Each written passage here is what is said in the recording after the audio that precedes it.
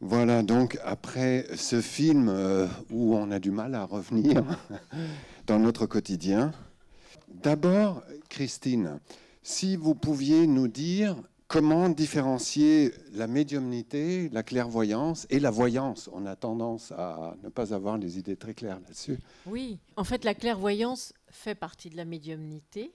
Par exemple, pour mon cas, je suis médium clairvoyante, c'est-à-dire que je peux voir les êtres passer de l'autre côté, et clairaudiente, je les entends. Voilà, ça fait partie de la médiumnité, en fait, d'être médium, ce qu'on appelle médium spirit. La voyance, ce sont des flashs, des projections, c'est-à-dire des prédictions que l'on peut recevoir. On va avoir comme un film qui se déroule devant ses yeux avec un fait précis, à un moment précis, qu'il va pouvoir traduire par des feuilles qui tombent ou des feuilles qui commencent à pousser sur l'arbre pour mettre une saison. Donc ça va être une prédiction, on va lui projeter une image, mais il n'est pas en contact, il n'entend pas. Voilà, il va se servir de support ou en direct ou de support, la boule de cristal, le marc de café, alors que le médium va entendre et on ne me projette pas des images et je n'ai pas de prédiction, je ne peux pas faire de prédiction. Voilà. Voilà. Alors, est-ce que vous pouvez nous décrire comment fonctionne la médiumnité? Comment vous fonctionnez? Alors le guide, on a tous un guide. Donc, l'ange gardien? Ce qu'on appelle l'ange gardien en religion. Donc le guide peut intervenir à n'importe quel moment s'il y a besoin de faire passer un message. En revanche, quand c'est par rapport à des êtres qui sont passés de l'autre côté, là, c'est pas à tout moment. C'est-à-dire que les guides nous demandent de pouvoir un petit peu gérer notre canal et l'ouverture de notre canal. C'est un petit peu nous qui acceptons ou pas de recevoir des informations et on n'est pas en état médiumnique 24 heures sur 24, bien heureusement, puisque nous avons notre incarnation justement à vivre. Et donc, nous devons gérer cette ouverture de canal et bien sûr nous mettre en protection aussi avant d'être en contact. Et pour cela, bien demander à se mettre dans les énergies de notre guide pour être toujours dans la lumière. Là, je pense qu'on en a beaucoup parlé dans le film. La lumière, l'amour, c'est l'essentiel par rapport à l'autre monde. Oui. Donc, vous ne pouvez pas établir de contact avec les décédés qui sont dans la zone intermédiaire. Exactement, voilà. C'est-à-dire que je ne peux être en contact qu'avec les êtres qui sont passés dans la lumière. Pourquoi? Tout simplement parce que les guides ne m'ont pas formé, ne m'ont pas donné une énergie suffisante pour pouvoir être en contact avec ceux qui n'ont pas passé cette lumière et qui sont dans les plans intermédiaires. Bien évidemment, ils n'ont plus l'énergie de la Terre, puisqu'ils sont passés de l'autre côté. Ils n'ont pas l'énergie de la lumière, puisqu'ils n'arrivent pas à la traverser. Donc, ils ont besoin de cette énergie quand on est en contact avec eux. Et donc, il faut des médiums qui sont spécialisés pour pouvoir entrer en contact avec ces êtres, pour leur permettre d'accéder à la lumière, pour les aider. Et donc, il faut que les guides leur donnent une énergie à ces médiums suffisante pour ne pas être vidés par l'être qui a besoin de se nourrir de l'énergie de celui qui est en face. Donc, moi, je ne suis pas formée pour cela. Et je ne peux être en contact qu'avec ceux qui ont passé la lumière. D'accord, d'accord. Alors, est-ce qu'il vaut mieux s'occuper de ces questions, de la fin de vie, de l'après-fin de vie, maintenant, ou l'ignorer? Et d'ailleurs, pourquoi est-ce que ça fait peur?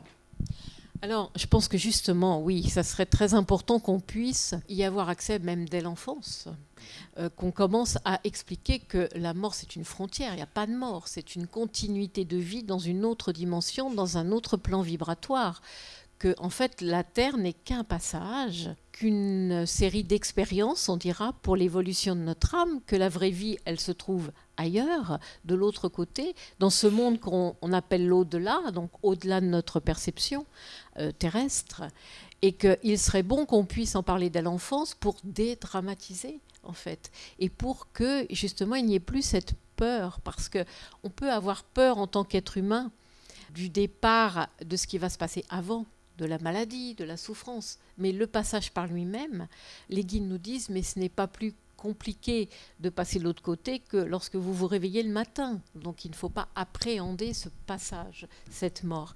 Et en fait, c'est vrai que si on pouvait, dans nos sociétés, arriver à en parler dès l'enfance, que ça soit quelque chose qui soit enseigné, que c'est qu'un passage, et qu'il n'y a vraiment pas à en avoir peur, eh bien, Ça changerait tout. On a peur aussi de ne pas retrouver ce qu'on a aimé.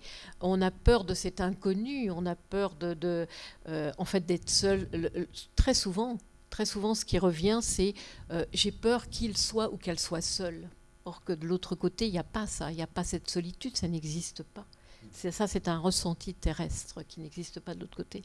Oui. D'ailleurs, on l'a bien vu dans le film, à aucun moment il parle qu'il est seul ou qu'il se sent seul. Il y a toujours les guides, il y a toujours ceux qu'on a aimés qui peuvent être autour de nous. Donc la solitude n'existe pas de l'autre côté. Oui. Et pourtant, les êtres aimés qu'on retrouve de l'autre côté ne peuvent pas nous aider lorsqu'on arrive et qu'on n'a pas compris. Absolument. Les guides nous disent bien qu'ils ne peuvent pas nous aider parce que c'est notre propre cheminement, c'est notre évolution. C'est le chemin qu'on doit parcourir dans notre conscience pour cette évolution d'âme. Et donc, les autres êtres qui nous ont aimés et qui nous ont précédés de l'autre côté ne peuvent pas intervenir puisque c'est notre propre libre arbitre, notre propre compréhension qui va faire que nous allons pouvoir avancer et évoluer. Donc, bien sûr, ils ne peuvent pas intervenir sur notre parcours et notre parcours de vie que l'on revoit une fois qu'on passe de l'autre côté. Et puis, je pense qu'aussi, ce qui est important, c'est quand une personne est malade sur Terre. Quand une personne est malade sur Terre, eh bien, très souvent, en fait, elle ne va pas oser parler avec ses proches de l'autre côté, parce que certaines personnes qui sont prêtes de passer de l'autre côté auraient envie qu'on leur en parle pour justement retirer cette peur qui peut être en elles. Et bien souvent, les personnes qui viennent les voir n'osent pas et vont leur dire non mais t'inquiète pas, ça va bien aller, tout va bien aller, tu vas bien t'en sortir, alors que la personne sait très bien qu'elle ne va pas s'en sortir parce qu'elle est consciente de son état.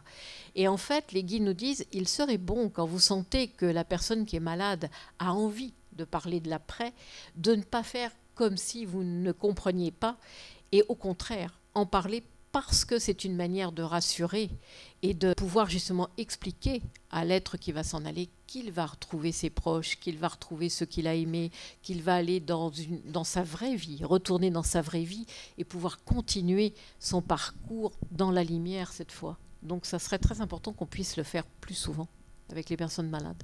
Oui. Et ça lui permet, ça lui permet également de se préparer, c'est très important. L'attitude mentale, la dernière pensée avant de partir, c'est extrêmement important par rapport à ce qui va se passer après. Donc effectivement, c'est très important de mettre la personne qui part dans de bonnes conditions pour la suite de son voyage. Absolument, oui. Oui, de le ressentir comme un soulagement et non pas comme une fin ou... Non pas comme une fin, non pas comme la punition de devoir s'en aller, mais au contraire, le soulagement, la renaissance et le retour à la maison, le retour à la vraie vie. Voilà. Alors, à ce propos, est-ce que vous pouvez nous résumer les différentes réalités qu'il y a? Alors, la zone intermédiaire, c'est vrai que les guides m'en ont un petit peu parlé. Les guides nous disent arrêtez de penser que ce sont des êtres qui sont méchants. Les êtres qui sont de l'autre côté, ils sont simplement malheureux. Ils sont simplement en attente de comprendre. Et dans ces moments-là, eh bien, ils gardent cette perception de la Terre, c'est-à-dire qu'ils gardent des ressentis de la Terre. Donc c'est très bien vu dans le film où il peut avoir froid, où il peut avoir peur, où il peut avoir faim, parce qu'il y a ce ressenti encore complètement terrestre, puisqu'il ne passe pas la lumière. Alors c'est vrai que les guides nous disent que même quand on a passé la lumière, on peut avoir encore besoin dans les premiers mois de ce qu'ils appellent le temps de repos, c'est-à-dire le temps où on se régénère et on reprend les habits de lumière, eh bien, où on peut avoir encore ce besoin ou de fumer ou de manger, pour celui pour qui c'était très important sur Terre, envie de se retrouver dans sa maison, dans la maison où il a vécu. Ils nous disent que tout se fait par la pensée créatrice. On peut se retrouver dans le lieu qu'on a aimé. Voilà. Donc ça, même quand on a passé de l'autre côté, c'est-à-dire que ce n'est pas parce qu'on est retourné dans la vraie vie qu'on n'a pas encore, on ne peut pas encore avoir des ressentis terrestres dans les tout premiers temps. Voilà. Et puis on va surtout à son rythme. Une fois qu'on a passé cette lumière, on va à son rythme d'évolution. Souvent des personnes nous demandent mais dans quel plan est l'être qui est passé, que j'ai aimé? Les guides nous disent quelle importance. L'importance, c'est d'aller à son rythme, d'avancer, d'évoluer, de prendre le temps de comprendre ce qui a été notre vie sur Terre, de comprendre les différentes situations qu'il y a eu, d'arriver à se pardonner ce qu'on a pu faire de pas trop sympathique envers telle ou telle personne. Et pour cela, les guides, notre guide, celui qui nous suit durant tout notre parcours, nous accompagnent encore pendant ce temps de repos, d'après ce qu'ils peuvent nous dire, pour justement nous aider à nous pardonner. Parce qu'ils nous disent que bien souvent, c'est le plus compliqué pour l'être humain qui vient de passer de l'autre côté, c'est d'arriver à se pardonner les différentes situations qu'il a pu mal vivre sur Terre. Voilà. Est-ce que vous pouvez parler un peu du guide? On n'en a qu'un. C'est lui qui nous choisit ou nous qui le choisissons? Est-ce que ni l'un ni on l'autre. le garde après? On nous l'attribue. On nous l'attribue avant de venir sur Terre. On nous l'attribue pour que l'on puisse choisir les grandes lignes de notre vie, notre arrivée, notre départ et les grandes rencontres. Et puis, au milieu de ça, on a le libre arbitre. Donc, nous est attribué ce guide qui va nous accompagner durant tout notre parcours. D'après ce que j'ai pu recevoir en enseignement, cette mémoire de tout ce qu'on a pu vivre déjà s'interrompt à l'âge de 1 an, où là, on nous coupe, on nous enlève la mémoire de ce que sera notre vie sur Terre. Et donc, le guide reste le seul à le savoir. Et tout notre parcours, il essaiera de nous remettre au plus près de ce qu'on a demandé, en essayant de nous imprimer dans notre tête un petit peu ce qu'on a pu demander. Et si on s'en éloigne de trop, essayer de comprendre. Quand notre vie bloque dans tous les domaines, c'est que lui essaye de nous ramener au plus juste et de nous faire comprendre que là, on part sur une fausse piste. Il y a 2 phrases qu'on entend souvent, j'aurais mieux fait de suivre ma première idée, où ils nous disent que là, c'est la première idée, le premier jet qui arrive en nous, c'est le guide qui essaye de nous l'envoyer parce que c'est ce qui va être le plus juste, en fait, pour nous. Et la deuxième phrase aussi qu'on dit souvent, c'est « la nuit porte conseil ». Et ils nous disent bien oui, parce que pendant cette nuit, vous sortez de votre intellect et là, le guide peut vous imprimer beaucoup plus les situations qui seront positives pour vous.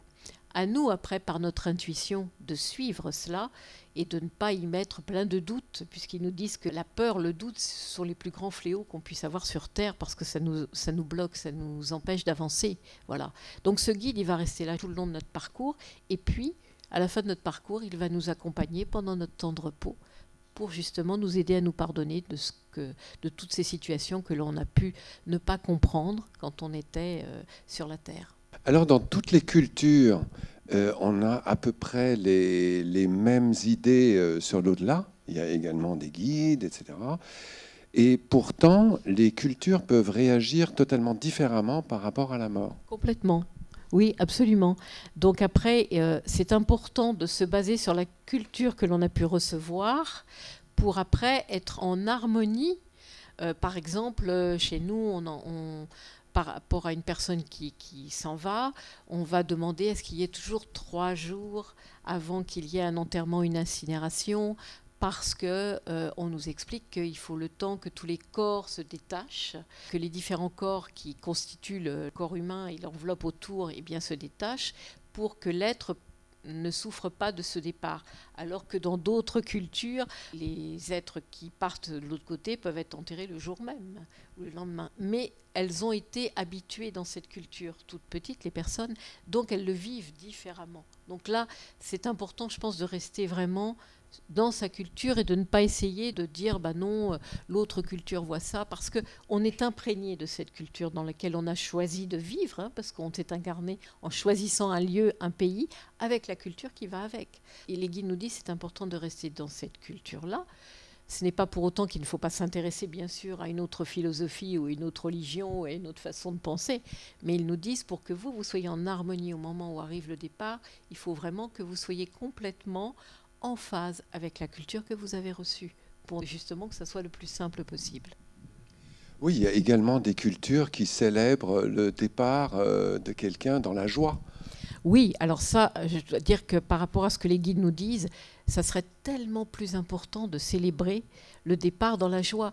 Quand au bout de 1 an, 2 ans, 3 ans, vous pleurez encore sur celui qui est parti, vous pleurez sur vous. Vous ne pleurez pas sur celui qui est parti, puisque celui qui est parti, il est dans le bonheur, dans la joie retrouvée, qu'il n'est plus en souffrance. Donc vous pleurez sur votre manque, mais pas sur celui qui est parti.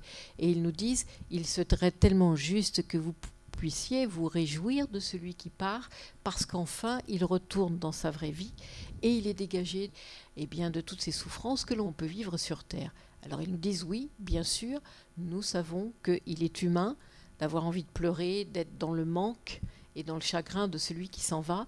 Mais réjouissez-vous pour celui qui est parti et surtout ne pas lui en vouloir, comme on peut entendre souvent. Lui, maintenant, il est bien, mais moi, je suis sur Terre, quoi. Et ils le disent. Ben oui, il y aura toujours des êtres qui vous auront précédé et vous en précéderez d'autres. C'est la loi de la vie. Donc, essayez de le vivre le mieux possible et de ne pas rester dans cette lourdeur de tristesse et de deuil pendant des mois, des années. Oui. Absolument. Et il y aurait beaucoup moins de peur et de sentiments négatifs si c'était vu comme vous venez de le décrire. Absolument, absolument. Si seulement on pouvait parler de la non-tristesse du départ, parce que pour l'enfant, c'est simple. L'enfant, il a l'ouverture.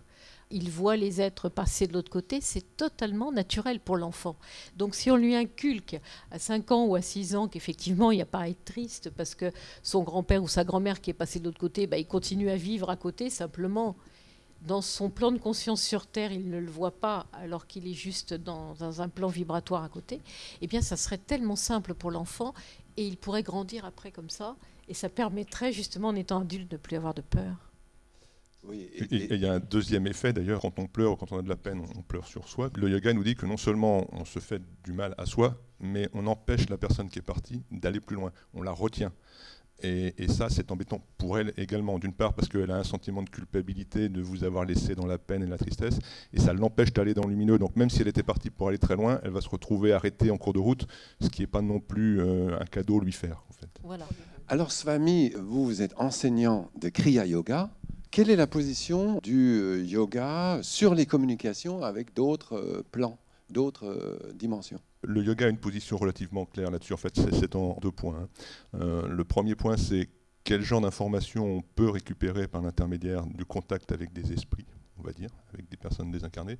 La deuxième chose, c'est quelle est l'information véritable qu'on peut éventuellement aussi récupérer par ailleurs. Quelle est la valeur de l'information qu'on récupère. Alors, si je vais dans le sens de ce que vous venez de dire, effectivement, il y a des personnes qui peuvent entrer en contact avec des personnes désincarnées. Ça, c'est quelque chose qui est connu. La clairaudience, la clairvoyance, la clairsentience même, etc. C'est des capacités qu'on appelle extrasensorielles, mais en fait que tout le monde a. Il suffit simplement d'arriver à les développer, ou du moins les laisser s'exprimer. Et les techniques qui sont enseignées dans le Kriya Yoga permettent de développer ce type de capacité, notamment en calmant un petit peu tout ce qui fait du brouhaha autour et qui nous empêche de ressentir ça. Donc ça, c'est très bien décrit dans les Yoga Sutras, notamment de Patanjali. Par contre, ce que nous dit le yoga, c'est que c'est une capacité de se connecter à quelque chose d'autre. Par contre, ça n'est pas encore l'éveil total. C'est-à-dire, à ce moment où on commence à avoir cette capacité, on n'a pas encore atteint la libération et l'éveil total. Donc il y a toujours une part de subjectivité, d'auto-suggestion, si on veut aussi. Donc on peut capter des choses, des personnes peuvent capter des choses, on ne sait pas toujours qui on capte. Comme vous le savez, on a des escrocs dans le monde physique, mais il y en a aussi dans le monde des incarnés. Des farceurs. Des farceurs ou des escrocs, ou des gens qui se nourrissent de votre énergie et donc qui vont en profiter, comme vous l'avez dit, tout à fait. Effectivement, vous avez des personnes qui sont passées dans la lumière, mais il y a plusieurs niveaux de lumière. Ils décrivent un peu l'au-delà comme un grand magasin. Vous avez un grand magasin sur 8, 10, 20 étages, et puis à chaque étage, vous avez des rayons différents, et les gens vont s'arrêter à l'étage qui correspond au rayon qui les intéresse. Et les personnes qui vont le plus haut dans la lumière, en fait, atteignent des niveaux où non seulement elles comprennent des choses, qui fait qu'elles ne ressentent plus le besoin de communiquer avec les personnes sur Terre. Alors, comme vous l'avez dit très bien, la partie la plus sombre, la partie la plus lumineuse et également toute la partie, le processus de réincarnation lui-même, en général, il est très peu abordé par les médiums parce que c'est des espaces, c'est des lieux dans lesquels la communication ne se fait pas, pour plein de raisons. Les yogis, donc les pratiquants du yoga, préfèrent, eux, développer la méditation, la possibilité de passer consciemment entre le monde physique et le monde astral, de façon à aller chercher, à se connecter directement à la connaissance, de façon à avoir la pleine conscience, la pleine connaissance et avoir directement les réponses à ces questions-là, non pas par l'intermédiaire de 2 personnes, l'esprit qui n'a pas forcément la visibilité de tout et le médium qui ne capte pas forcément tout non plus. Et donc ils préfèrent aller voir directement dans la connaissance et c'est cette connaissance qu'ils la retraduisent après dans les enseignements que l'on reçoit, entre autres dans le Kriya Yoga. Et alors, qu'est-ce que la mort dans l'enseignement du Kriya Yoga et l'importance d'en avoir conscience? Alors, la mort, on l'a dit, c'est juste un passage. Vous avez parlé tout à l'heure du sommeil, c'est exactement ça. Les yogis parlent de la mort comme étant le grand sommeil et du sommeil comme étant la petite mort. C'est véritablement la même chose, en fait. Tous les soirs, quand vous vous endormez, Votre corps astral se détache du corps physique, passe dans le côté astral, il est régénéré, il reçoit des soins, il reçoit des enseignements, et quand on revient le matin, on n'est pas seulement régénéré physiquement, parce qu'on a dormi, mais on est régénéré de façon beaucoup plus subtile, avec des informations comme ça, on se réveille, on a la réponse à une question qu'on s'était posée la veille, c'est quelque chose d'assez fréquent. Ce passage entre le monde physique et le monde astral, il est extrêmement courant. La seule différence qu'on a au moment de la mort, c'est que le lien, l'attache, la corde qui nous permet de revenir tous les matins de notre sommeil est brisée. C'est la fameuse, pour ceux qui se sont déjà un peu intéressés à ce genre de questions, vous avez peut-être entendu parler de la corde d'argent. Donc c'est cette corde d'argent qui permet au corps astral de passer du corps physique au monde astral. Et puis quand la corde est coupée, eh ben, il ne peut pas revenir. C'est la seule différence en gros pour les yogis entre le monde de la mort et le monde des vivants. Alors, ce qui est très important à comprendre, c'est qu'effectivement, et ça vous l'avez dit aussi, on le voit très bien dans le film, c'est qu'en fait, notre vraie nature, à nous sommes des pures consciences, nous sommes des esprits. Le corps, c'est un véhicule qu'on utilise dans le monde physique pour interagir avec le monde physique. Mais notre vraie nature à nous, c'est véritablement d'être un esprit. Alors, quand on le dit comme ça, en général, tout le monde est à peu près au courant qu'on a un corps. Personne ne dit jamais « je suis un corps ». Tout le monde dit « j'ai un corps ». Le « je », le vrai nous, le « je » qui a un corps, c'est quoi ? C'est notre esprit. Donc nous, on est un esprit et on utilise un véhicule pendant une durée déterminée. On arrive. Alors le corps fait partie du monde matériel, donc il subit les lois du monde physique et matériel. Il a une date de péremption, si je peux dire. Vous arrivez, c'est marqué dessus, à utiliser de préférence avant 90 ans. Ou 80 ou 70, ça dépend des modèles et de comment vous l'avez utilisé. Mais par contre, l'esprit, lui, il est immatériel, il est hors du monde physique, hors du monde matériel, donc il n'est pas soumis aux lois du monde matériel, pas de la même façon en tout cas. Elle est immortelle, donc vous êtes immortel, vous ne pouvez pas mourir. La seule chose qui peut mourir, c'est votre corps, qui peut se dégrader, s'abîmer. Et quand vous allez dormir tous les soirs, c'est comme si vous ameniez votre corps chez le garagiste. Et quand le corps est vraiment trop abîmé, vous ne l'emmenez plus chez le garagiste, vous l'emmenez à la casse et vous en prenez un autre et vous allez continuer. C'est quand même sympa. Voilà. Je voulais revenir un tout petit peu en arrière. Christine, si vous pouviez nous dire ce que c'est un voyage astral. En fait, ça m'a été donc donné de le vivre il y a une trentaine d'années. Je voulais participer à une séance de méditation collective et comme je le faisais en cours d'année, eh bien, la personne m'avait demandé de venir 1 ou 2 fois toute seule. Et donc, je l'ai fait une fois avec elle. Elle m'a fait m'allonger et je suis partie tout de suite. C'est-à-dire que je me suis retrouvée dans un tunnel. À l'époque, on ne parlait pas suffisamment des NDE, donc je ne savais pas du tout ce que c'était, en fait. Et je me suis retrouvée dans ce tunnel où je partais à grande vitesse, où je voyais une lumière qui était au bout, une lumière qu'on ne peut absolument pas décrire parce qu'elle est d'une telle force. Et en même temps, elle n'aveugle pas, elle ne brûle pas, parce que c'est chaud. Plus on avance, plus c'est chaud. Et plus on avance dans cette lumière, plus on est baigné d'amour. Donc, arrivé au bout de cette lumière, je me suis retrouvée face à un être qui était habillé en moine. Il est habillé tout en blanc, sans visage. Et il m'a évidemment pas parlé, tout se faisait par télépathie. On s'est retrouvés ensemble. J'ai été comme téléportée dans un champ de fleurs blanches. Je me suis retrouvée face à mon père, qui était parti 20 ans plus tôt. Et là, j'ai eu une chance extraordinaire, puisque face à lui, j'ai pu le toucher, c'est-à-dire qu'il s'est matérialisé pour moi. Ça a été un cadeau fantastique, où j'ai pu mettre ma tête sur sa poitrine. Je ne peux pas vous dire combien de temps ça a duré, je ne sais pas. Et je ne voulais plus revenir. Et c'est ça qui est important, j'en dirai 2 mots après. Je n'avais plus envie de repartir, en fait, de revenir sur la terre.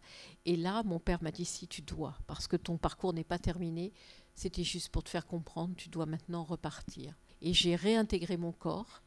Et justement, là, j'ai compris la corde d'argent. J'ai réintégré mon corps. C'est pas agréable du tout parce que j'ai vu que je rentrais dans quelque chose de noir, en fait, dans des vibrations noires. Et puis, j'avais l'impression de rentrer dans une enveloppe, vous savez, comme une combinaison de plongée humide. Que j'arrivais pas à me remettre dans mon corps. C'était trop petit, c'était froid, c'était très désagréable. Après, les guides m'ont expliqué que ça m'avait été donné pour justement comprendre ce qui se passait de l'autre côté. Je ne vois plus la vie de la même manière parce que je ne m'attache plus à tout ce qui peut être des futilités. On va à l'essentiel, on a envie d'aller à l'essentiel. Et il n'y a plus de peur. Il n'y a plus de peur, j'ai plus du tout la peur de ce départ, justement. Et puis surtout, voilà, j'ai pu comprendre qu'arrivé de l'autre côté, on est dans de telles vibrations de lumière où c'était j'étais baignée dans un tel amour, eh bien, ce n'était plus un problème si je ne devais pas retourner sur Terre. Et ça m'a permis de comprendre et de pouvoir l'expliquer aux personnes qui viennent me consulter maintenant, qui peuvent quelquefois le prendre très mal et dire oui, ils n'en ont plus rien à faire de nous maintenant, ils ne m'aiment plus parce qu'il est passé de l'autre côté. Eh bien, on n'est plus dans les mêmes vibrations, on n'est plus dans le même plan vibratoire, donc on ne voit plus du tout les choses de la même façon. Ils m'ont expliqué que j'avais été guidée dans ce voyage astral. Ils m'ont expliqué que ça pouvait être très dangereux si on essayait de le faire régulièrement comme ça, parce que justement, on pouvait couper la corde d'argent à un moment donné, ou mal réintégrer son corps. Ou se retrouver dans des zones qui ne sont pas les plus lumineuses. Qui ne sont pas les plus lumineuses, exactement. Alors Swami, justement, si on considère que la mort fait partie de la vie, pourquoi changer de corps? Pourquoi ne pas rester dans le même sur 10 000 ans Déjà, la durée dans laquelle on reste dans notre corps dépend un peu de l'environnement qui est autour de nous. Vous savez qu'en Inde, tout fonctionne par des cycles. Et un cycle de développement de l'humanité passe par un démarrage, une croissance, un apogée, une décroissance, et puis l'âge sombre, le Kali Yuga, dans lequel on serait ou en train d'en sortir. Tout le monde n'est pas d'accord là-dessus. Mais le fait est que suivant l'âge dans lequel vous êtes, dans l'âge d'or, l'environnement est beaucoup plus lumineux, on va dire. Même l'environnement terrestre est beaucoup plus lumineux. Le corps s'abîme moins vite, on le détériore aussi moins vite. Si on veut, les routes sur lesquelles le véhicule avance sont un peu moins cabossées. Et donc un corps peut vivre plusieurs centaines, voire plusieurs milliers d'années. Donc pendant ce temps-là, on a le temps de faire beaucoup d'expériences. Ce qui n'est pas forcément le cas quand on est dans l'âge dans lequel on se trouve aujourd'hui, où la durée est relativement limitée, et donc on ne peut pas faire forcément toutes les expériences qu'on veut. Donc la première raison, c'est ça, c'est qu'au bout de 90 ans ou 80 ans, notre corps est tellement abîmé qu'il ne nous permet plus de faire les expériences qu'on a à faire. Il ne nous permet plus d'évoluer comme on pourrait le faire, donc c'est mieux de le changer pour repartir sur un corps nouveau. Ça, c'est la première raison pour laquelle on va devoir changer de corps. Le problème, c'est qu'on est conçu de telle façon que quand on s'incarne, le corps et la conscience sont complètement imprégnés l'un dans l'autre. Ce qui fait que si on veut les détacher pour repartir sur un autre véhicule, il faut casser la fameuse corde. C'est en lien avec la deuxième raison, qui est le fait qu'on génère, par l'intermédiaire du mécanisme qu'on appelle le karma, à chaque action que l'on fait, à chaque pensée, à chaque parole, on émet de l'énergie. L'énergie qu'on a émise, elle part avec un but et elle doit accomplir ce but. Donc tant qu'elle ne l'a pas accompli, l'énergie est en mouvement. Et la loi du karma, c'est une loi de cause à effet, on en parle aussi dans le film, elle fait que la conséquence est en suspens tant qu'on ne l'a pas soit vécue, soit annihilée, neutralisée. Le problème, c'est que ça ne se fait pas forcément instantanément. Dans certains cas, le karma est instantané, dans certains cas, ce n'est pas le cas. Et dans nos 80 ans, on en génère beaucoup plus qu'on ne peut en vivre. Donc en fait, on est obligé de revenir plusieurs fois pour permettre au mécanisme en question, cette loi de cause à effet, de pouvoir produire tous ces effets. Quand on est dans un âge d'or où on a beaucoup plus de temps, on a besoin de partir moins souvent. Voilà. Donc ça, c'est deux raisons, je vais dire, physiques. Alors maintenant, il y a d'autres raisons. Une raison importante, c'est le fait que vous êtes venu, et on le voit, on en a parlé là aussi, vous l'avez rappelé, on vient dans une famille, on vient dans un lieu, on vient dans une époque donnée, on vient dans un milieu social donné, on a un environnement qui est ce qu'il est, des moyens physiques, financiers, etc., qui sont ce qu'ils sont, et qui ne nous permettent pas forcément de faire toutes les expériences possibles. Si vous êtes clochard sur les trottoirs de Manille, vous aurez du mal à faire dans la même vie l'expérience d'être patron de Microsoft, au hasard. Donc, pour pouvoir faire des expériences totalement différentes, il faut de temps en temps faire une remise à zéro et repartir sur une base différente. Donc, c'est une des raisons de la mort. On arrête, et puis on repartira sur quelque chose de différent. Il y a une dernière raison, qui est peut-être l'une des plus importantes en fait, qui est le fait qu'on a un mode de fonctionnement, et notre mental a un mode de fonctionnement qu'il est très très très difficile de modifier. Vous l'avez vu, quand vous avez des habitudes, c'est très difficile de les modifier. Et c'est pour ça qu'on n'avance pas très vite aussi d'ailleurs. Et donc ce qui se passe, c'est qu'à chaque fois que vous vous trouvez dans une situation, vous réagissez d'une certaine façon, liée à votre karma, et qui produit à son tour du karma, le même. Donc vous allez réagir d'une certaine façon, ça va produire un effet, l'effet va se concrétiser par d'autres situations qui vont vous être données à vivre, dans lesquelles vous allez refonctionner de la même façon, donc régénérer le même effet, etc.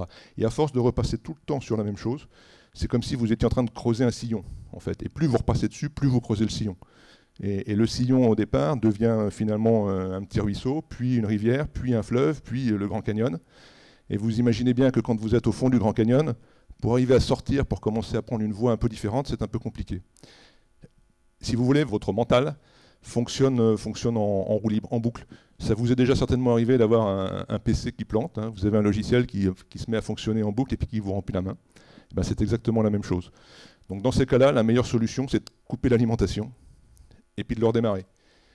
Donc c'est ce qu'on fait dans le cas de la mort. Alors, dans certains cas, vous ne coupez pas complètement l'alimentation, vous faites simplement CTRL-ALT-SUP, hein, pour ceux qui connaissent les PC. Et ça, c'est une ENDE. Vous repartez sur autre chose et vous avez compris les trucs. Vous êtes sorti du mode de fonctionnement en boucle, mais vous repartez avec le même PC. La différence que vous avez avec la mort, c'est que vous avez changé de PC en même temps. Donc vous changez de corps, vous avez changé de PC, vous changez de système d'exploitation, vous repartez avec la version suivante de Windows. On vous dit qu'elle est meilleure normalement, jusqu'à ce que vous vous aperceviez qu'elle bug autant que la précédente, pas forcément au même endroit, mais ça continue à bugger. Donc vous allez recommencer la fois d'après. L'idée c'est ça, c'est une remise à zéro pour pouvoir repartir sur des bases différentes. Donc dans un milieu différent, dans un contexte différent, et aussi avec un mode de fonctionnement différent, un peu différent, pas en général complètement différent. Parce que le problème qu'on a par rapport à ça, c'est que dans la manip, il n'y a qu'un truc que je ne vous ai pas dit, c'est que vous repartez avec un PC différent, mais on vous a greffé le même disque dur. C'est-à-dire que votre banque mémorielle dans laquelle vous aviez emmagasiné toutes vos expériences précédentes, on vous la redonne, vous repartez avec, et donc vous avez un logiciel comportemental qui fonctionne un peu différemment, mais qui va quand même chercher ses références dans la même banque mémorielle. Donc finalement, c'est pas complètement, vous n'avez pas complètement évolué d'une fois sur l'autre, vous avez évolué un peu, mais tout ce que vous avez emmagasiné avant, vous continuez à le trimballer avec vous, si vous me permettez l'expression, et c'est pour ça que c'est un petit peu difficile à évoluer, c'est pour ça qu'on met beaucoup de temps à évoluer. Les yogis nous disent qu'à partir du moment où on commence à évoluer consciemment, avant d'atteindre l'illumination et donc de sortir du cycle de réincarnation, on aurait entre 800 000 et 1 500 000 vies. Donc ça prend un certain temps. Certains un peu moins, certains beaucoup plus. Rassurez-vous, vous n'en êtes pas forcément à la première. Peut-être qu'il vous en reste qu'1 400 000. Mais donc voilà. Mais on choisit quand même ces réincarnations et ce n'est pas une compétition. Donc il n'y a pas l'idée de rendement où on peut se prendre des vies pépères. Oui, on peut le faire. On peut le faire, effectivement. Alors, c'est pareil. Donc ça, c'est une des étapes de l'explication que le yoga nous donne. C'est comment est-ce qu'on choisit sa réincarnation. Alors, je vais vous passer sur les étapes précédentes. Quand on commence à arriver dans le monde astral, on arrive à différents niveaux. Hein. Soit on arrive au niveau les plus bas, soit on arrive au niveau les plus hauts, un peu comme la mère du Dr Louis, sans doute, qui n'est certainement pas encore le niveau le plus haut, mais quand même pas le niveau le plus bas. Puis il y a toute une frange au milieu où effectivement on va se réincarner. Ce qui se passe dans ces étapes-là, c'est qu'en général, alors après la phase de régénération, hein, c'est pareil, on le voit bien dans le film, il y a une phase où le corps est régénéré, soigné, etc. Donc après la phase de régénération, après la phase où on rencontre des proches qui viennent nous accueillir, qui viennent nous expliquer qu'on est mort et puis comment ça va se passer dans cette nouvelle vie, très souvent les êtres continuent à vivre la même vie que celle qu'ils avaient sur Terre. C'est-à-dire qu'un cordonnier continue à être cordonnier, un médecin continue à être médecin, pendant un certain temps. Alors certains qui ne croyaient pas du tout vont se retrouver dans les zones les plus sombres, voire tomber dans un espèce de néant jusqu'à ce qu'ils appellent au secours, justement, jusqu'à ce qu'ils appellent demandent qu'on vienne les chercher. Mais la très grande majorité, on continue à fonctionner comme on fonctionnait sur Terre. Jusqu'à un moment où on commence à en avoir assez, on se dit tiens, ce serait bien de commencer à faire autre chose, et on commence à prendre conscience que finalement ce sont nos propres projections qui créent notre vie, l'environnement dans lequel on va vivre. À partir de ce moment-là, l'être va se remémorer des envies, des désirs très importants qu'il a pu avoir dans sa vie précédente. Prenons un garagiste qui voulait être médecin. Il voulait vraiment être médecin, il ne pouvait pas l'être. Là, il va avoir l'occasion de vivre cette vie de médecin. Donc il va se créer sa vie de médecin. Et si l'expérience qu'il fait dans ce monde astral, qui est donc quand même un monde un peu subtil, lui suffit pour assouvir son désir de devenir médecin, ça va s'arrêter là, puis il va recommencer avec un autre désir. Si vraiment il n'y arrive pas, parce qu'il a un désir très très important, il a besoin de sensations matérielles un peu plus denses que ce qu'on peut vivre dans le monde subtil astral, à ce moment-là, il va commencer le processus de réincarnation qui va l'amener à se réincorporer pour vivre ce genre d'expérience, sur lequel vont se rajouter 3 étapes successives dans des amphithéâtres, un peu dans des géones. On nous explique que c'est un truc à 360 degrés. On voit défiler sa vie extrêmement rapidement. Et chaque fois qu'on a quelque chose qui retient notre attention, le film ralentit, qui laisse le temps de voir si vraiment on veut se fixer dessus ou pas. Et si on se fixe dessus, c'est un désir, c'est un souhait qui n'a pas été assouvi complètement, et donc sur lequel on a encore quelque chose à travailler. Donc c'est mémorisé. On passe au suivant, on passe l'ensemble du film. Quand on arrive à la fin, on descend au plan d'en dessous. Alors il y a plusieurs plans, hein, ça correspond vaguement au plan causal, astral, physique si vous voulez. Et donc vous avez les 3 plans successifs où à chaque fois vous avez des images qui défilent et chaque fois que votre attention s'arrête sur quelque chose, c'est quelque chose qui n'est pas complètement apuré, donc vous avez quelque chose à vivre là-dessus. Et donc quand vous êtes passé à travers les 3 étapes, l'être qui va se réincarner a déjà son plan de vie qui est choisi de fait par les désirs qu'il avait et qui n'étaient pas assouvis. Et à ce moment-là, l'âme va commencer à rechercher des conditions pour se réincarner. La première condition, c'est de trouver une mère. C'est le plus important. Pour l'âme qui va s'incarner, c'est de trouver une mère. Donc elle va chercher une mère qui a un karma compatible avec le karma que cette âme qui veut s'incarner possède. Une fois qu'elle en a trouvé une, c'est pas toujours facile. Hein. Alors, il y a des fois des karmas relativement simples, on en trouve partout, mais il y en a là, c'est des fois un peu plus compliqué. Elle va chercher à vérifier si le père est compatible aussi en termes de karma. Là, c'est quelque chose d'important. Le yoga nous explique très clairement, là, il n'y a pas d'ambiguïté. Parfois, c'est l'âme qui veut s'incarner qui va faire que 2 personnes vont se rencontrer pour que l'âme qui veut s'incarner puisse avoir les conditions favorables pour s'incarner. Ensuite, elle vérifie que la famille tout autour, même chose, a le karma qui va bien pour que ce soit compatible. Alors, c'est extrêmement compliqué, vous imaginez bien. C'est pour ça que la réincarnation, ça ne se fait pas forcément instantanément. Des fois, ça prend du temps pour trouver toutes les bonnes conditions de lieu, de temps, de famille, etc., etc. Et à partir du moment où toutes les conditions sont réunies, l'âme va s'incarner et le processus d'incarnation, donc de choix du corps, va se dérouler. Alors quand on dit qu'on ne choisit pas sa famille, on ne choisit pas Paris ou les trottoirs de Manille, comme dit la chanson, non seulement on choisit tout, mais on a même des fois un karma qui permet d'agir sur le karma des personnes qui sont vivantes, justement pour faire qu'elles se rencontrent, ou pour faire qu'on va pouvoir venir dans un environnement qui est celui qui convient pour notre karma. Et évidemment compatible avec celui des parents, bien sûr. Alors, quelle est l'importance d'en avoir conscience dans notre vie ici, par rapport à tout ça, par rapport aux réincarnations? C'est fondamental, hein. Vous l'avez dit par l'intermédiaire de vos NDE, quand on revient d'une expérience comme ça, on n'est plus les mêmes. On a complètement changé.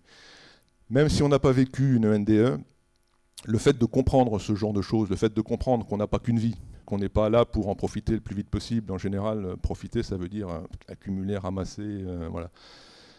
Notre perspective vis-à-vis du but de la vie est complètement différent. Le but étant d'acquérir de la sagesse, d'acquérir des expériences qui vont nous rapprocher de notre vraie nature, de retour vers notre vraie nature, et donc qui va nous amener à la libération, à l'éveil final. Donc ça, c'est une première chose importante. La vie n'est plus jamais la même à partir du moment où on a cette prise de conscience. Deuxièmement, on comprend aussi que le karma, je vous l'ai dit, c'est une loi de cause à effet. Ce n'est pas une loi de rétribution. Ce n'est pas parce qu'on a été gentil, on aura une récompense. On a été méchant, on sera puni. Tout ce qui nous arrive, on l'a créé. Et ce qu'on a créé, ça va se manifester, soit tout de suite, soit un peu plus tard. Et un peu plus tard, ça peut être dans une vie ultérieure. Moi, j'ai connu des gens au moment de leur mort qui expliquaient que ils avaient fait des trucs pas très clairs, mais ils n'avaient pas été pris, donc tant mieux, c'était tout bénef. Non, vous êtes rattrapé par la patrouille à l'étape d'après. Hein. Donc finalement, tout ce qu'on fait, on le vivra un jour. Donc c'est mieux de le savoir en conscience et d'éviter de faire des choses qu'on n'aimerait pas forcément subir les conséquences. Une autre raison pour laquelle c'est important, c'est dans les rapports humains. Quand vous vous conduisez d'une certaine façon par rapport à quelqu'un, il faut savoir que vous pouvez très bien vous retrouver dans sa position un peu plus tard, voire même vous retrouver en face de la même personne. Comme disait le Christ, quand vous faites quelque chose, demandez-vous si vous aimeriez que quelqu'un se conduise de la même façon vis-à-vis de vous. Et si la réponse est non, évitez de vous conduire comme ça, globalement. Il y a une chose importante aussi, c'est vrai, là j'ai parlé des rapports entre les êtres humains, c'est vrai dans les rapports que vous pouvez avoir avec votre environnement, avec la planète. Hein. Si on pollue la planète, si on la détruit, si on la déforeste, si on détruit la vie, etc., il faut savoir que nos enfants, nos petits-enfants, nos arrière-petits-enfants, les générations suivantes qui vont devoir vivre avec la planète telle qu'on leur a laissée, c'est nous. Donc tant qu'à faire, essayons d'éviter de nous mettre tout seuls dans une situation qui ne nous plaira pas quand on va revenir, quoi. Il y a un cas qui me vient là, qui est à la mode, c'est l'égalité des sexes, par exemple, la condition féminine. Il faut savoir que la loi d'harmonie, la loi d'équilibre, veut que, en fait, quand vous vous réincarnez d'une fois sur l'autre, vous ne revenez pas toujours avec le même corps, le même sexe. Et non seulement vous ne revenez pas toujours avec le même, mais c'est même en alternance, une fois sur deux, masculin, féminin, masculin, féminin, masculin, féminin, pour éviter les déséquilibres importants. Alors, quand vous avez compris ça, vous voyez bien tout de suite que la condition dans laquelle se trouvent les femmes aujourd'hui, qui date de quelques milliers d'années, on y a tous participé. Vous aussi, mesdames, n'en veuillez pas trop aux hommes d'aujourd'hui, parce que c'est vous qui l'avez mis en place. Pas toutes seules, mais vous y avez participé. Et quant à nous, messieurs, c'est pas parce qu'on en a subi les conséquences dans notre vie précédente qu'il faut se venger dans cette vie-ci. Parce qu'on le revivra dans celle d'après. Donc voilà, quand on a compris ce genre de choses, normalement ça devrait permettre de changer un petit peu la façon dont on se comporte dans ce monde. Et ce qui n'est pas une raison pour faire n'importe quoi non plus, parce que quand on n'a pas compris les mécanismes et qu'on essaye de réparer les choses, en général c'est comme quand on utilise un équipement sans avoir lu le mode d'emploi, on fait plus de bêtises qu'autre chose. Mais ça c'est un autre débat.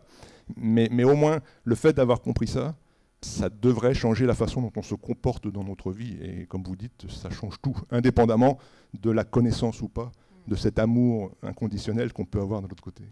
Oui, et comme vous disiez, justement, de ne pas s'occuper simplement des comportements entre humains, de prendre aussi en conscience la planète. Et ce que les guides peuvent nous dire aussi actuellement, c'est de prendre surtout en considération les animaux.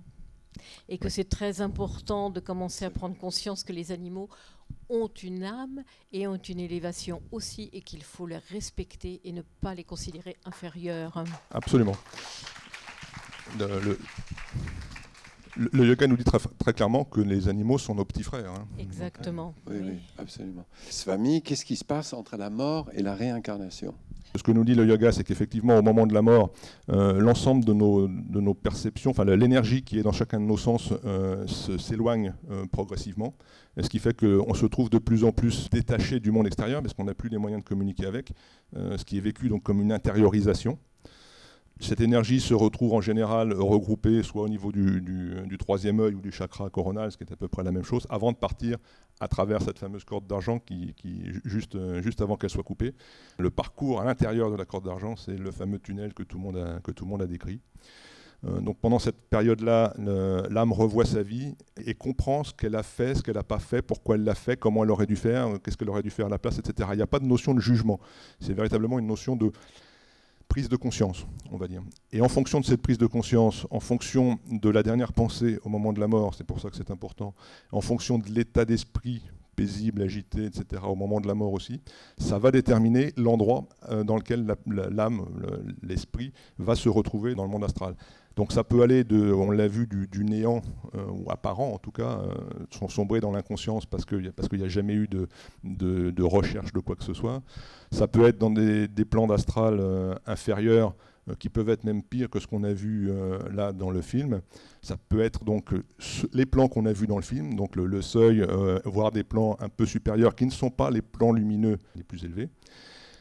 Et suivant dans le plan dans lequel se retrouve l'âme, elle va se réincarner plus ou moins vite, je l'ai dit, et surtout dans certains cas, elle peut avoir atteint la libération, donc elle n'est plus obligée de se réincarner.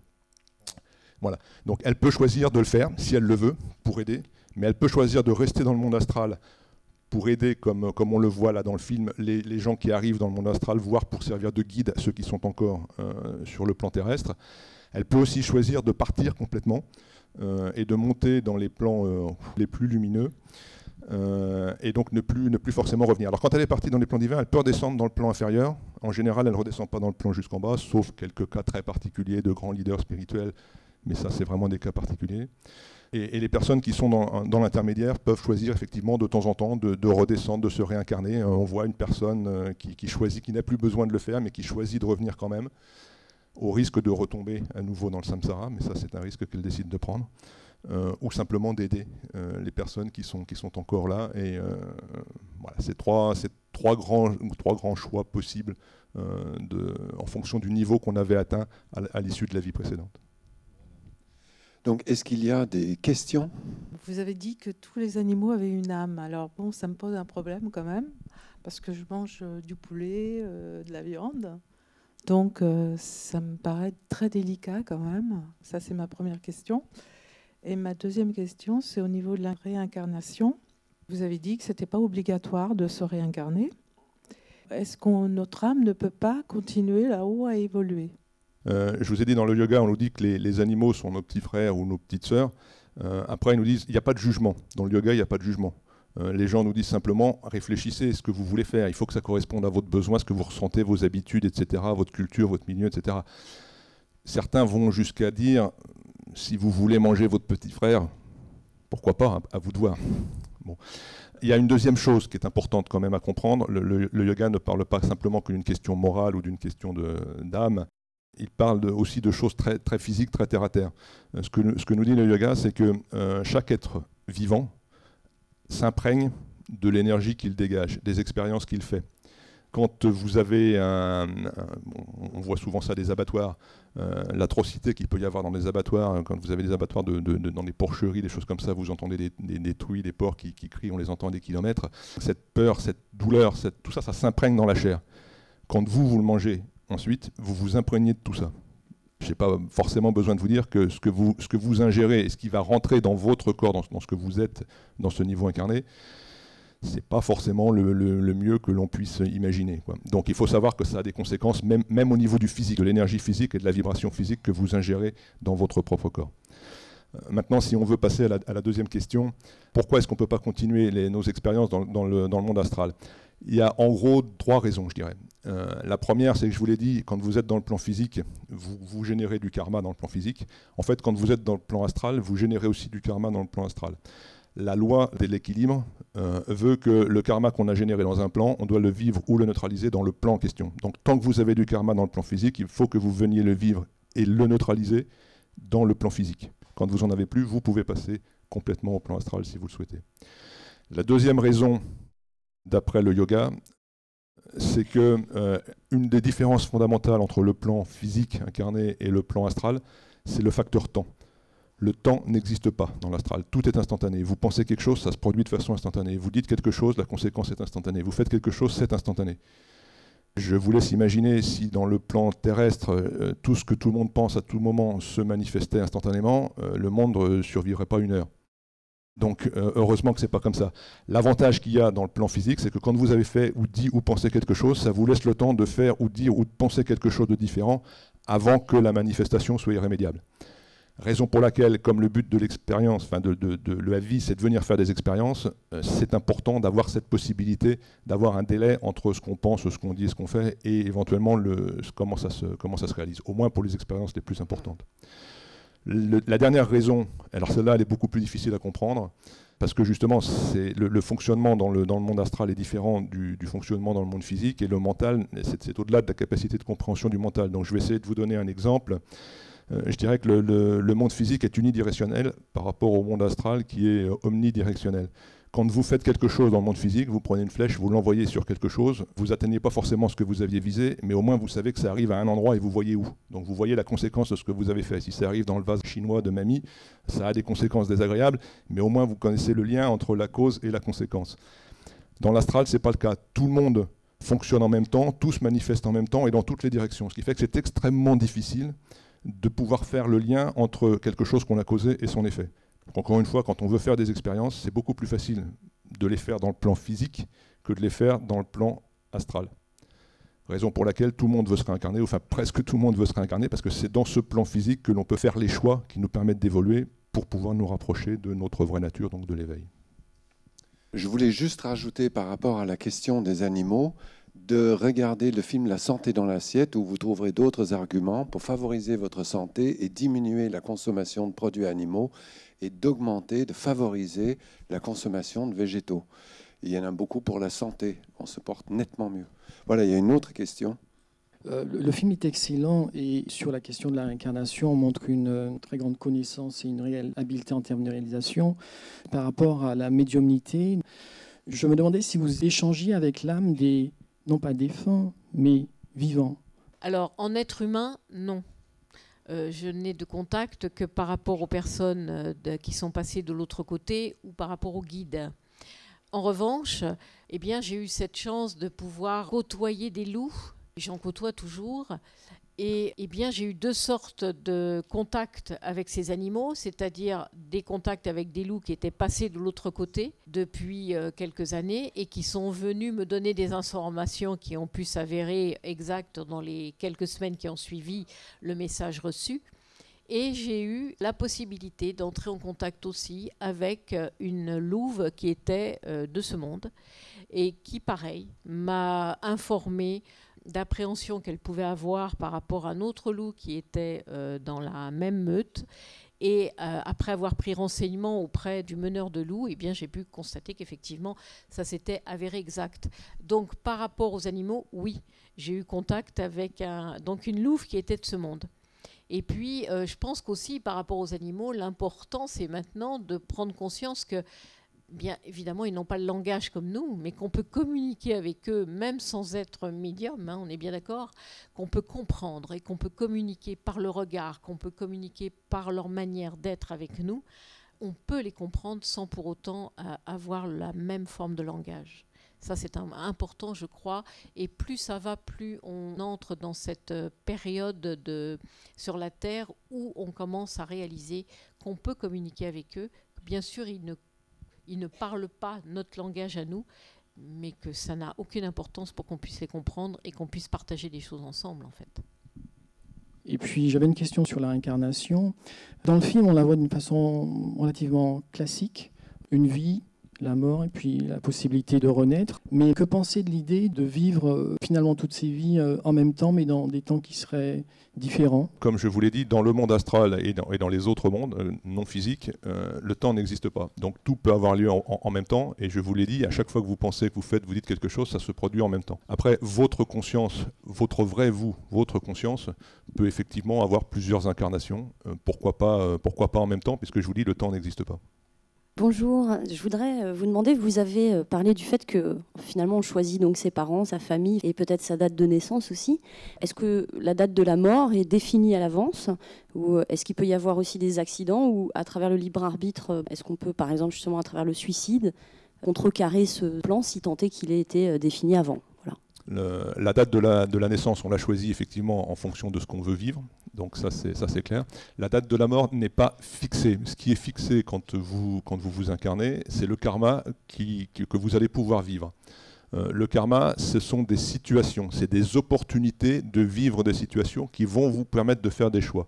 Donc ça, c'est ce que vous vivez. Donc vous avez effectivement des situations qui vont potentiellement entraîner la destruction du corps physique. Vous pouvez choisir de ne rien faire, c'est-à-dire de laisser le karma se dérouler et vous allez vous trouver dans cette situation-là, et là c'est trop tard.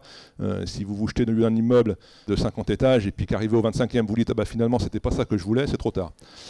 Donc tant que vous agissez avant, vous pouvez faire éventuellement changer les choses. C'est-à-dire que la première date à laquelle ça pourrait se produire, vous avez fait en sorte que ça ne s'est pas produit parce que vous êtes pas jeté dans le vide. Vous aurez une deuxième chance, entre guillemets. Bon, au bout d'un moment, évidemment, le corps va se fatiguer, va s'abîmer, et il y a un moment où vous ne pouvez plus éviter le moment du départ. Mais par contre, la date n'est pas imposée. Tout ce que vous vivez, ce sont des possibilités. Après, suivant le karma que vous avez, si c'est un karma extrêmement fort, vous aurez du mal à le neutraliser complètement. Vous pouvez l'adoucir, pas le neutraliser complètement. Il y a différents types de karma, je ne vais pas rentrer dans le détail. Il y a des karmas qui vont se prolonger, qui sont très forts, mais qui s'étendent sur toute une vie, une maladie génétique par exemple, ou choses comme ça. Donc finalement c'est un karma très fort, mais par contre dont l'effet est plutôt facile à compenser parce que l'effet fort est dilué sur toute la durée d'une vie.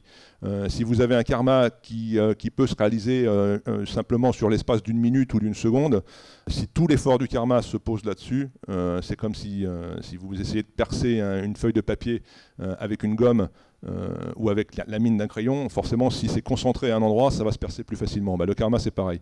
Si vraiment il est très fort et qu'il est concentré sur une période de temps très courte, c'est beaucoup plus difficile de le contrecarrer que s'il est dilué ou un peu moins fort. Maintenant, la question du suicide et du libre arbitre. Alors, le libre arbitre, déjà, c'est quelque chose qu'il faut bien avoir compris. Les yogis nous disent qu'une personne très éveillée sur Terre, dans le plan physique sur Terre, un grand maître a 3% de libre arbitre. Une personne normale, 0,3%. Bon, c'est pas énorme. Pourquoi? Parce que, c'est ce que je vous ai expliqué tout à l'heure, vous revenez avec la banque de données de tout ce que vous avez accumulé avant, et tout ce que vous faites se fait en fonction de ce qui est dans votre banque de données, ce que vous avez déjà accumulé, les expériences que vous avez faites. Donc c'est très difficile de changer. Le libre arbitre est relativement limité, sauf quand vous commencez à devenir vraiment conscient et que donc vous arrivez à dépasser ce mécanisme, mais c'est quand même relativement rare. Le cas du suicide, c'est une potentialité, donc ça fait partie du karma. Vous avez la potentialité de commettre un suicide. Vous pouvez choisir de le faire ou vous pouvez choisir de ne pas le faire. Donc il y a une part de karma et une part de libre arbitre très faible, mais même le 0,3% peut vous permettre de faire ce choix-là. Alors, par rapport à ce que j'ai reçu, c'est un petit peu différent. On me disait qu'en fait, le départ était programmé et qu'au milieu de cela, bien sûr, on avait le choix des expériences qu'on était venu travailler. Par contre, par rapport au suicide, en fait, quand on choisit justement ces épreuves avec notre guide, on peut quelquefois penser que plus on va en prendre beaucoup, plus vite on va pouvoir s'en débarrasser quelque part et pouvoir évoluer après différemment. Et les guides essayent de nous faire comprendre qu'on ne va pas pouvoir tenir tous les karmas, toutes les épreuves qu'on a demandées. Donc, ils essayent de nous faire enlever certaines épreuves pour que ça soit moins lourd quand même. Et ils nous disent que, quelque part, l'être qui s'incarne peut quand même vouloir avoir toutes ces épreuves-là dans une même expérience de vie et que donc ça peut l'amener au suicide. Et que quand l'être naît, eh bien, le suicide est pratiquement pas programmé, bien sûr que non, mais que le guide sait qu'il y aura 98% de possibilités que l'être arrive à ça parce que les épreuves, les karmas choisis vont être tellement lourds qu'il ne pourra plus supporter à un moment donné. Donc ils appellent ça l'interruption de contrat. Et par rapport au libre arbitre, c'est vrai qu'on nous parle pas de la même manière, par rapport à ce que j'ai reçu, où on nous dit qu'on a toujours cette possibilité de libre arbitre sur Terre, comme on peut l'avoir de l'autre côté. Voilà, là c'est un petit peu les différences. On l'a, mais c'est ce que je disais, c'est que vous êtes en pilote automatique. Vous avez la possibilité de faire quelque chose à condition d'avoir débranché le pilote automatique. Si vous avez un pilote dans l'avion mais qui laisse le pilote automatique, il a beau savoir piloter. C'est par rapport à ce que vous disiez tout à l'heure. Tantôt, on se réincarne en tant que femme et tantôt en tant qu'homme. Et je voulais vous demander, ça c'est la première question, quelle explication vous donnez pour l'homosexualité et la transsexualité? Ça, c'est ma première question. Et ma deuxième question, par rapport à la Bible, où ils disent souvent que les personnes vivaient 150 ans, 200 ans, 300 ans. Comment vous expliquez ça par rapport à maintenant, où on vit moins longtemps? Est-ce que c'est par rapport au respect de la nature, par rapport à la vie actuelle, où on n'est plus en phase avec un rythme naturel? Alors, je vais déjà répondre à la deuxième. Effectivement, quand vous êtes dans l'âge d'or, vous êtes beaucoup plus proche du respect des lois de la vie. Donc vous abîmez beaucoup moins votre corps physique. C'est vrai pour le corps physique, pour le corps astral aussi. Donc vous ne détériorez pas. Et par conséquent, vous vivez beaucoup plus longtemps. Donc les âges auxquels on fait référence dans la Bible, Mathusalem et d'autres, effectivement, c'est des âges dont le yoga nous dit aussi que tout à fait, mais ça peut même être plus que ça. Je vous dis, ça peut être plusieurs milliers d'années, quoi. Donc c'est vraiment une question d'harmonie. Donc effectivement, quand vous êtes dans un âge d'or comme ceux auxquels font référence ces passages-là de la Bible, vous avez des corps qui peuvent durer beaucoup plus longtemps.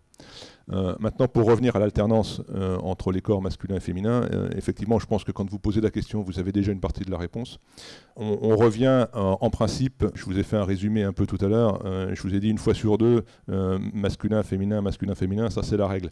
Dans certains cas, quand vous avez un karma très important que vous n'avez pas réussi à neutraliser complètement dans une vie qui est liée à votre sexe, vous pouvez demander à revenir 2 fois de suite, 3 fois, mais on commence déjà vraiment à sortir de l'équilibre, dans un corps qui a la même polarité, on va dire, qui est un corps masculin ou qui est un corps féminin. Et comme je vous l'ai dit aussi tout à l'heure, à chaque fois que vous êtes dans un mode de fonctionnement, vous creusez un sillon et puis vous avez de plus en plus de mal à en sortir. Quand vous êtes resté 3 incarnations de suite dans un type de comportement masculin ou féminin, vous avez gravé véritablement en vous un mode de fonctionnement qui devient difficile à modifier, c'est ce que je vous disais tout à l'heure, et la loi de l'harmonie vous dit, la loi de l'équilibre vous dit maintenant tu es dans un corps opposé. Et donc vous avez des personnes qui se retrouvent dans un corps avec un mode de fonctionnement qu'ils ont figé dans un corps de type différent. Et c'est là qu'ils commencent à vivre des choses qui sont difficiles pour eux, d'avoir un mode de fonctionnement qui n'est plus adapté aux véhicules qu'ils ont dans la vie en cours. C'est pas une tare, c'est pas une perversion, c'est pas tout ce que vous voulez, c'est simplement un déséquilibre qui vont devoir arriver à essayer d'équilibrer d'une façon ou d'une autre. Ce n'est pas forcément facile, surtout quand on essaie de le faire sans connaître un peu ces mécanismes et de façon inconsciente. Mais effectivement, c'est une des choses qui se produit et c'est beaucoup plus fréquent qu'on ne le croit. Et ce n'est pas parce qu'on en parle beaucoup maintenant que les choses se sont libérées un peu que ça n'était pas déjà le cas avant, il y a longtemps, même si on en parlait moins. Bonjour. J'aimerais savoir s'il y a en fait d'autres planètes que la Terre comme lieu d'apprentissage. Deuxième question, j'ai entendu dire que l'âme était comme un puzzle et que lors de notre incarnation, il y avait une partie qui restait dans l'au-delà et une autre partie qui s'incarnait sur Terre. Par rapport à cette deuxième question, c'est vrai que ce que j'ai pu recevoir moi, c'est qu'en fait, il y avait ce qu'on appelait l'essence d'être qui restait de l'autre côté, avec une parcelle, l'âme qui venait faire son parcours, mais qu'il y avait toujours cette essence d'être qui restait dans l'au-delà et qui, quelque part, toutes ces âmes qui venaient faire les parcours, c'était des mémoires qui venaient se rajouter à l'essence d'être à la fin du parcours terrestre. Voilà moi ce que j'ai pu recevoir. Les autres planètes, là aussi, il m'a été donné comme renseignement qu'il y avait d'autres planètes où effectivement on pouvait apprendre dans d'autres systèmes solaires, qu'il y avait des systèmes solaires que nous ne connaissions pas encore et qu'il y avait même dans ces systèmes solaires qui étaient encore inconnus chez nous, des répliques de la Terre même. Et qu'il y avait donc d'autres endroits où l'on pouvait effectivement se perfectionner, mais que par rapport aux âmes qui s'incarnaient, on devait déjà faire cette évolution par rapport à notre système solaire avant de pouvoir aller en découvrir d'autres. Juste en complément de ça, effectivement, on a parlé d'un karma, du karma tout à l'heure. On a tous un karma individuel, mais on a également des karmas collectifs. Vous avez des karmas au niveau d'une famille, vous avez des karmas au niveau d'une vie, vous avez des karmas au niveau d'un pays, vous avez des karmas au niveau d'une planète, vous avez des karmas au niveau d'un système solaire, vous avez des karmas au niveau d'une galaxie. Et il y a des galaxies un peu partout. Et effectivement, il y a aussi d'autres mondes habités un peu partout. Le yoga est formel là-dessus aussi. Si vous avez lu, certains d'entre vous, l'autobiographie d'un yogi de Yogananda, dans un des derniers chapitres, son maître qui a quitté le plan terrestre revient le visiter pendant une méditation, en lui expliquant qu'il est passé sur une planète beaucoup plus peuplée que ne l'était la Terre, ce qui lui permet d'aider beaucoup plus de personnes en même temps. Donc c'est quelque chose qui est connu et qui ne pose aucun problème. Il n'y a aucune raison, à la limite ce serait vraiment ça qui serait extraordinaire, que la Terre soit la seule, quoi. Donc bien sûr qu'il y a d'autres planètes et d'autres possibilités d'évoluer ailleurs. Vous avez parlé de « on nous donne un guide ». Est-ce qu'on peut préciser qui c'est ce « on » ?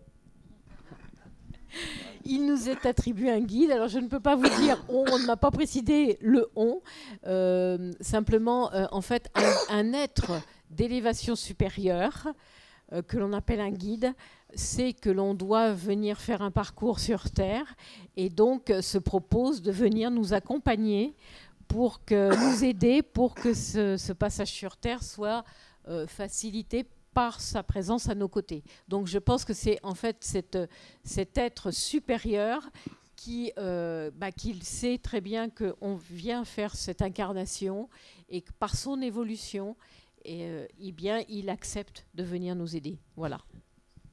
Bonsoir.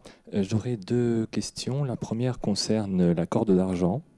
Ça va, si vous pourriez en dire un petit peu plus, le rapport avec ce tunnel, est-ce qu'il y a une notion de distance? Quand on parle de corde, tout de suite on a une image assez physique finalement, ou est-ce que c'est plutôt un changement uniquement de dimension?